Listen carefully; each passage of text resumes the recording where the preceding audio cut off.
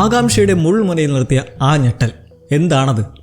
ഒരു ദിവസം മൊത്തവും നിന്ന് നടത്തിയ ഹെവി വർക്കിൻ്റെ ക്ഷീണം മാറ്റാൻ ഒന്ന് റിലാക്സ്ഡ് ആവാനായിട്ട് രാത്രി 2 ഗ്ലാസ് സ്കോച്ചും പിടിപ്പിച്ചിരിക്കെ ആ പൊടി വീണ്ടും കണ്ണിൽപ്പെട്ട് അതിൻ്റെ വേര് തേടി ഇറങ്ങിയ ഒടുവിൽ അഗ്രിജെറ്റ് എന്ന മാനുഫാക്ചറിംഗ് കമ്പനി തേടി പിടിച്ച് അവിടെയുള്ള ഫ്രീസർ റൂമിൽ ഫ്രീസായി നിൽക്കുവാണ്. എന്താ സംഭവം? കാരോൾ ആ ആന്തരിൽ തന്നെ ഓടിപ്പോയി കാറിൽ നിന്ന് ക്യാംകോർഡറും എടുത്ത് നേരെ അത് റെക്കോർഡ് ചെയ്ത് സംസാരിച്ചുകൊണ്ട് അകത്തെ ഫ്രീസർ റൂമിലേക്ക് എത്തുവാണ്, മറ്റുള്ള സർവൈവേഴ്സിനെ അറിയിക്കാനായിട്ട്. ആ കണ്ടത് അത് തന്നെ. ഫുൾ മനുഷ്യരുടെ ഓരോ ബോഡി പാർട്സ്, പല പല റാക്കുകളായി പല പല പീസുകൾ, കൈ, കാൽ, തല എന്നിവ അങ്ങനെ കവർ ചെയ്ത് കേടാകാതെ സൂക്ഷിച്ചിരിക്കുകയാണ്. എന്തിന്?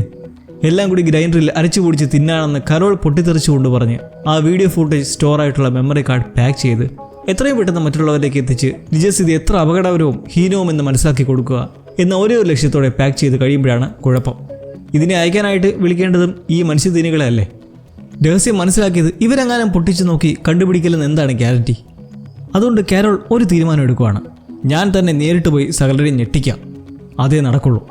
അങ്ങനെ പിന്നൊന്നും നോക്കാതെ അത്യാവശ്യത്തിനുള്ള സ്റ്റഫുകളും എടുത്ത് വീട്ടിൽ നിന്ന് ഇറങ്ങി പോവുകയാണ്. ഒരു കാര്യം മറന്ന്, ആ വീട് കിടക്കുന്ന പൊടി മൊത്തം ഒന്ന് തൂത്ത് കളഞ്ഞ് ക്ലീൻ ആക്കിയിട്ടില്ലേ? അതുകൊണ്ട് തന്നെ ഈ 1 മിനിറ്റ് കാര്യങ്ങൾ ഊഹിച്ചെടുത്തേക്കാം. ആരും അറിയാതെ അങ്ങനെ അവരുടെ ഫേസ് ടു ഫേസിനെ പുറത്തേക്ക് ഉരുമ്പിട്ടിറങ്ങുമ്പോൾ ലാസ് വേഗാസ്, നമ്മൾ കുംബാദിയുടെ കുൽസിതങ്ങളിലേക്ക് വീണ്ടും പോവുകയാണ്. അന്ന് കെറോളുടെ പ്രവൃത്തി മൂലം സ്വന്തപ്പെട്ടവർക്ക് വിറയിൽ വന്നതിനെ തുടർന്ന് പിണങ്ങി പോയപ്പോൾ ഒരാൾ നിന്നത് കുംബാദിയായിരുന്നില്ലേ? അയാൾക്ക് കരോളിനെ കുറച്ചെങ്കിലും മനസ്സിലാക്കാൻ കഴിഞ്ഞിട്ടുണ്ട്. പക്ഷെ അന്ന് നിന്നത് നമ്മുടെ സോഷ്യയെ പോക്കല്ലാക്കാനായിരുന്നത് മറ്റൊരു സത്യം. ലാസ് വേഗസിലെ ഏറ്റവും വലിയ ലക്ഷറി ഹോട്ടൽ വെസ്റ്റ് ഗേറ്റ്, അവിടെ പാട്ടും ഡാൻസും ഒക്കെ വൻ പാർട്ടി നടക്കുകയാണ്. ഒരു വമ്പൻ ആഘോഷം. എല്ലാ 1 മൈൻസും കുംബാദിയുടെ നിർദ്ദേശപ്രകാരം സാധാ മനുഷ്യരെ പോലെ അഭിനയിച്ച് തിമിർക്കുമ്പോൾ കസിനോയിൽ ഗാംബ്ലിങ്ങിലിരിക്കുന്ന ഭാഗ്യവാനും ഉദ്യോഗിച്ചമായ ഒരു പോരാട്ടമാണ് നടക്കുന്നത്. തൊട്ടിപ്പുറത്ത് റിച്ച് മാർജിന് കൊടുത്ത പോലത്തെ പൈറേറ്റ് മൂടിയൊക്കെ ഇട്ട് മറ്റൊരു 1 മൈൻഡും അഭിനയിച്ച് തകർത്തൊടുവിലെന്താ റോയലായിട്ടുള്ള വിജയം കുംബാദിയയ്ക്ക്. അവൻ ഇവരെല്ലാം വെച്ച് ഒരു ഹീറോ ആയി സ്വന്തം ജീവിതമേ ഒരു ലൈവ് ആക്ഷൻ സിനിമയെ ഡയറക്റ്റ് ചെയ്ത് ജീവിക്കുകയാണ്. ഓരോരുത്തരോടും ഓരോ ക്യാരക്ടർ പിടിക്കാൻ പറഞ്ഞങ്ങനെ ആ ഒരു കാട്ടിക്കൂട്ടൽ കഴിഞ്ഞ് ലേഡീസുമായി വിജയാഹ്ലാദത്തിന് പോകുമ്പോൾ എല്ലാം 1 മൈൻഡ് അല്ലേ, അതുകൊണ്ട് താല്പര്യങ്ങളും ഒരുപോലെ തന്നെ. പക്ഷെ കുംബാദിയ അതിന് തയ്യാറല്ല. അങ്ങനെ തരുണിമണികളുമൊത്ത് ആറാട്ടും സലവിക്കലൊക്കെ നടത്തിയിരിക്കുകയാണ്. പെട്ടെന്ന് എല്ലാവരും ഒരേപോലെ ശാന്തരാവുന്നത്. കുംബാദിയോടായി ക്ഷമിക്കണം, നിങ്ങളൊരാൾ കാണാൻ വന്നുകൊണ്ടിരിക്കുവാണ് എന്ന് പറഞ്ഞ് പോകുമ്പോൾ സംഭവം കെറോൾ ലാസ് വേഗാസിലേക്ക് പോലീസ് വണ്ടിയിൽ കടക്കുന്നത് കണ്ടപ്പോഴേ മറിഞ്ഞിരിപ്പുള്ള 1 മൈൻസിന് മനസ്സിലായി ഇത് അവനെ കാണാനുള്ള വരവാണെന്ന്. ആ വിവരം ടബിലിരിക്കുന്ന ഇവരിലേക്കും യൂണിവേഴ്സൽ കണക്ടിവിറ്റി വഴി എത്തിയതോടെ അവരെ അയച്ചു പോകുന്നതിന് പിന്നാലെ കുംബാദിയും സ്വർഗത്തിലെ കട്ട്റൂമ്പിലേക്ക് കാണാൻ റെഡിയാകുന്നു. ആ കട്ട്റൂമ്പ് രാത്രിയോടെ ലാസ് വേഗാസിലേക്ക് എത്തി ചുറ്റും നോക്കി അങ്ങനെ സഞ്ചരിക്കുവാണ്, അവനിവിടെ കാണണേ എന്ന് പ്രാർത്ഥിച്ചുകൊണ്ട്. കുംബാദിയോടെ കാണുമെന്ന് കരോളിനറിയാം, കാരണം ലാസ്റ്റ് മീറ്റിൽ അവൻ അവൻ്റെ ലാസ് വേഗാസ് പ്ലാനിനെക്കുറിച്ച് പങ്കുവച്ചത് നമ്മൾ കണ്ടതായിരുന്നല്ലോ. ഒരു കാര്യം ഓർമ്മ ഉണ്ടല്ലോ, ഇവരാരും കരോളിനെ നേരിട്ട് കാണാനോ സംസാരിക്കാനോ കൂട്ടാക്കാതെ ഇതിൽ സ്പേസ് വേണമെന്ന് പറഞ്ഞ് നിൽക്കുവാണ്. അതുകൊണ്ട് തന്നെ ഈ സാഹചര്യത്തിൽ കമ്മ്യൂണിക്കേറ്റ് ചെയ്യുന്നത് ദേ ഇങ്ങനെയും. അവർ വെസ്റ്റ്ഗേറ്റിന് മുന്നിൽ എത്തുമ്പോഴേക്കും ആ വലിയ ഡിസ്പ്ലേയിൽ കരോളിന് സ്വാഗതം കൊടുത്ത് അകത്തേക്ക് കയറ്റി അവിടെയുള്ള ഗെയിം അറീനയിലും മറ്റുമുള്ള ഡിസ്പ്ലേസിലൂടെ കുംബാദിയുള്ള ഫ്ലോറിലേക്ക് ഡയറക്ഷൻ കൊടുക്കുന്നു. അങ്ങനെ റോയലായിട്ടുള്ള ഒരു ലിഫ്റ്റിൽ കയറി 30ാമത്തെ നിലയിലേക്ക് എത്തുമ്പോൾ എന്താ ഒരു ഹോട്ടല്, രാജകൊട്ടാരം പോലെ ഇരിക്കുന്നു. ലിഫ്റ്റൊക്കെയുള്ള നടന്ന് തുറന്നിട്ടിരിക്കുന്ന ഒരു മുറി കണ്ട് കരോൾ അവിടേക്ക് ചെന്ന് കയറുമ്പോൾ എന്താ ഒരു മുറി, മറ്റൊരു ബ്ലങ്കാവ് പോലെ അങ്ങനെ വിശാലമായി കിടക്കുന്നിടത്ത് അതിഥിയെ പ്രതീക്ഷിച്ച് തന്നെ നിൽക്കുന്ന കുംബാദിയെയും ഷാമ്പയിനാണോ എന്തോ ഒഴിച്ചുകൊണ്ട് സ്വാഗതം ചെയ്യുന്നത് കണ്ട് 1 മൈൻസ് ഓൾറെഡി താൻ വരുന്നവരും അറിയിച്ചതായി കരോൾ മനസ്സിലാക്കി പറയുന്നത് അവർ താൻ വരുന്നവരെ അറിയിച്ചതാണ്. പക്ഷേ അവരെൻ്റെ കയ്യിലുള്ളതെന്താണെന്ന് ഒരിക്കലും പറഞ്ഞു കാണില്ല. കണ്ടാൽ ഞെട്ടിക്കുന്ന ഒരു വിവരമാണെന്ന് പറഞ്ഞ് കുംബാദിയെ കൊണ്ട് TV പ്രത്യക്ഷമാക്കുമ്പോഴാണ് വേറൊരു കാര്യം അറിയുന്നത്.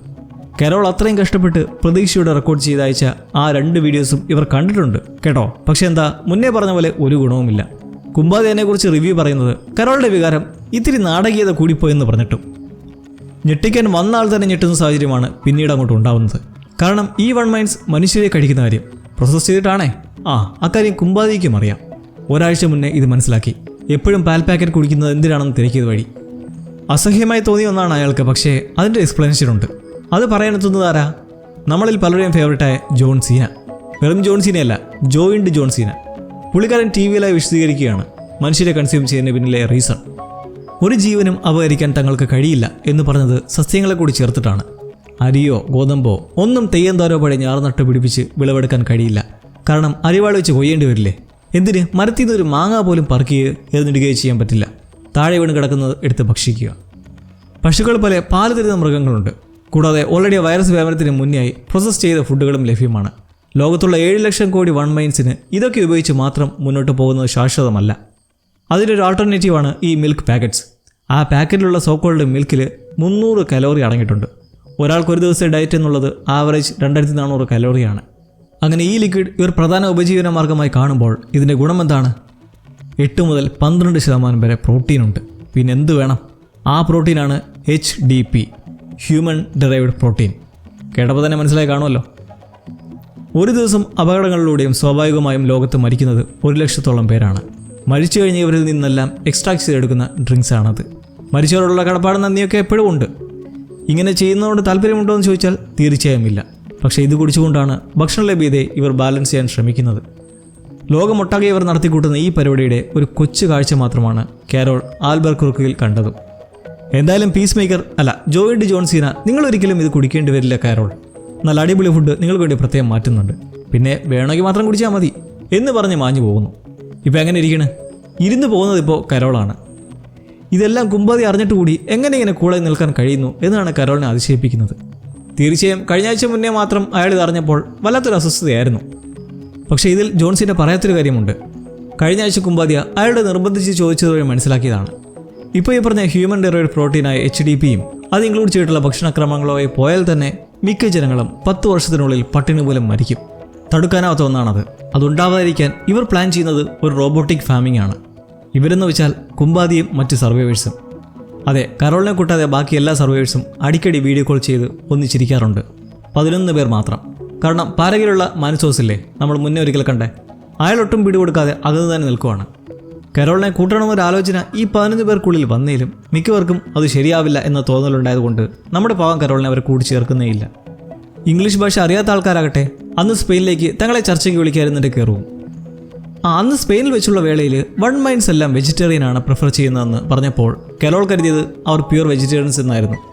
പക്ഷേ കഴിക്കേണ്ട സാഹചര്യം ഉണ്ടാൽ കഴിക്കും, അത് മനുഷ്യമാംസമായാലും ശരി തന്നെ എന്നിവിടെ കരോൾ റിയലൈസ് ചെയ്ത് എല്ലാം കേട്ട് മൊത്തത്തിൽ പിടിവിട്ട് പോയി ബാത്റൂം എവിടെയെന്ന് ചോദിച്ച് അതിനകത്ത് കയറി കരയണോ ദേഷിക്കണോ സങ്കടപ്പെടണോ എന്നൊന്നും അറിയാൻ വയ്യ.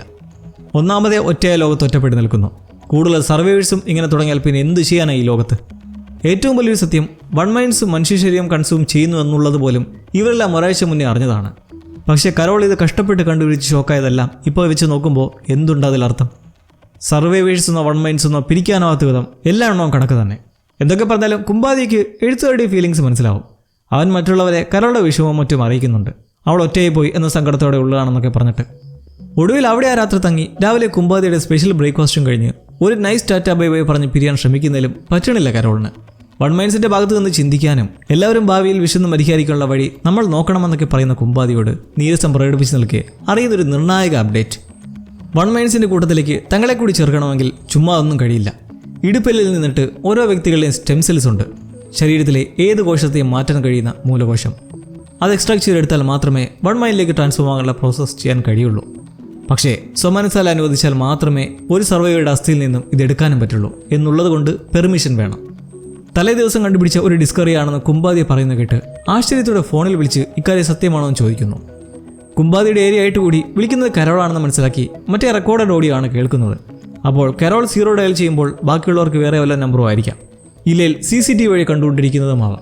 എന്തായാലും സത്യമാണോ എന്ന് തിരക്കുമ്പോൾ മറുപടിയായി ഹോട്ടൽ ഡിസ്പ്ലേയിൽ ആ പറഞ്ഞത് നേരെ റിപ്ലൈ വരുന്നതിന് പിറകെ കരോൾ അവിടെ നിന്ന് ഇറങ്ങി പോവാണ്. ഒരു കാര്യം കൂടി വൺ മൈൻഡ്സിനെ അറിയിച്ചുകൊണ്ട്, എനിക്ക് ജീവനുള്ളിടത്തോളം കാലം ഞാൻ ഈ എക്സ്ട്രാക്ഷന് പെർമിഷൻ തരാനേ പോകുന്നില്ല. അല്ലെങ്കിൽ തന്നെ എക്സ്ട്രാക്ഷൻ കേട്ടിട്ട് ജീവൻ പോകുന്ന വേദനയായിരിക്കും. കാരണം ഇടുപ്പലിലേക്ക് ഇഞ്ചക്ഷനൊക്കെ കുത്തിക്കയറ്റി അതിൽ നിന്ന് സ്റ്റെം സെൽസ് ഒക്കെ എടുക്കാമെന്ന് വെച്ചാൽ എത്ര വേദനാജനകമായ കാര്യമാണത്. രസകരമായൊരു കാര്യം, കരോൾ പെർമിഷൻ തരാൻ പോകണമെന്ന് പറഞ്ഞതിനും അവർക്കൊരു മറുപടിയുണ്ട്. നിങ്ങളുടെ തീരുമാനത്തെ ഞങ്ങൾ മാനിക്കുന്നുവെന്നും ഒരിക്കലും കരോളിൽ നിന്ന് സ്റ്റെം സെൽ എക്സ്ട്രാക്ട് ചെയ്യാൻ പോണില്ലെന്നും. തീർച്ചയായും കുമ്പാതിയോട് ഇവർ കഴിഞ്ഞ ദിവസം തന്നെ അനുവാദം ചോദിച്ചിരുന്നു. മറുപടി എന്തായിരിക്കും പ്രത്യേകിച്ച് പറയണ്ടല്ലോ. അങ്ങനെ വീണ്ടും കാണാമെന്ന് പോലീസ് വണ്ടിയിൽ കരോളിനെ യാത്ര അയക്കുമ്പോൾ അവൻ്റെ ആ ലൈഫ്, അവിടെ റോൾ പ്ലേയും ആഡംബര കാറുകളുമൊക്കെ അവൻ്റെ ഫാൻറ്റസി വെള്ളി ജീവിക്കുകയാണ് കൊച്ചു കള്ളൻ. കുറച്ച് ദിവസം മുന്നിലേക്ക് നമുക്കൊന്ന് പോയാലോ? കരോൾ വൺ മൈൻഡ്സിനെല്ലാം തിരികെ എത്തിക്കാനൊരു വഴിയുണ്ടെന്ന് മനസ്സിലാക്കി എല്ലാവരെയും വേർപ്പിച്ച ശേഷം ആദ്യ വീഡിയോ റെക്കോർഡിംഗ് നടത്തി അത് പലരിലേക്ക് എത്തിക്കാനായി പറഞ്ഞിട്ട് ഒരു ദിവസം കഴിയുമ്പോഴുള്ള ആ സമയം മനോസോസിനടുത്തേക്ക് നമ്മൾ വീണ്ടും എത്തുമ്പോൾ മുന്നത്തെ 7.132 ഒക്കെ കഴിഞ്ഞ് 9.999 വരെ എത്തി ഫ്രീക്വൻസി ചെക്ക് ചെയ്യുകയാണ്. ഈ ഗഡി ഇങ്ങനെ റേഡിയോ ഫ്രീക്വൻസി ചെക്ക് ചെയ്യുന്നത് കണ്ടാൽ അസ്ട്രോളജിസ്റ്റ് എക്സ്ട്രാ ടെറസ്ട്രിയൽ സിഗ്നൽ നോക്കി സമയം കളഞ്ഞ പോലുണ്ട്. ഇത്രയൊക്കെ ചെക്ക് ചെയ്തതിൽ പക്ഷേ ഒന്നിൽ ഗ്രെയിൻസ് ഇല്ലാതെ ഒരു പാട്ട് കേൾക്കുന്നുണ്ട്. ഒരു ഫാസ്റ്റ് സോങ് ആണ്. 8.613. അതെന്താണെന്നൊരു പിടിയുമില്ല. വഴക്കം പോലെ ഡിന്നറുമായി കാറിലെത്തി ഗേറ്റിന് മുന്നിൽ വെച്ച് ഹോൺ അടിച്ച് പോകുന്നതിന് പിറകെ മാനസൂസിൻ്റെ യൂഷ്വൽ റൂട്ടീൻ. വടിവാളുമായി നേരെ ചെന്ന് ആഹാരം തട്ടിക്കളയുമ്പോൾ പറഞ്ഞിരുന്ന മറ്റൊന്നുമല്ല, കരോളിൻ്റെ ആ വീഡിയോ സന്ദേശം ഒടുവിൽ അയാളും കണ്ടിരിക്കുന്നു. ആഹാരം തട്ടിക്കളഞ്ഞ വഴിക്ക് എൻവലപ്പ് കണ്ടതോ അതിലെ പഴയ കാസറ്റ് കണ്ട് ക്യാബിനിലെ പഴയ ടി വിയിലിട്ട് കണ്ടതോ ഒന്നുമല്ല കാര്യം. ഒരാളെങ്കിലും കരോളിൻ്റെ ആ സന്ദേശത്തിന് വില കൽപ്പിച്ചിരിക്കുകയാണ്.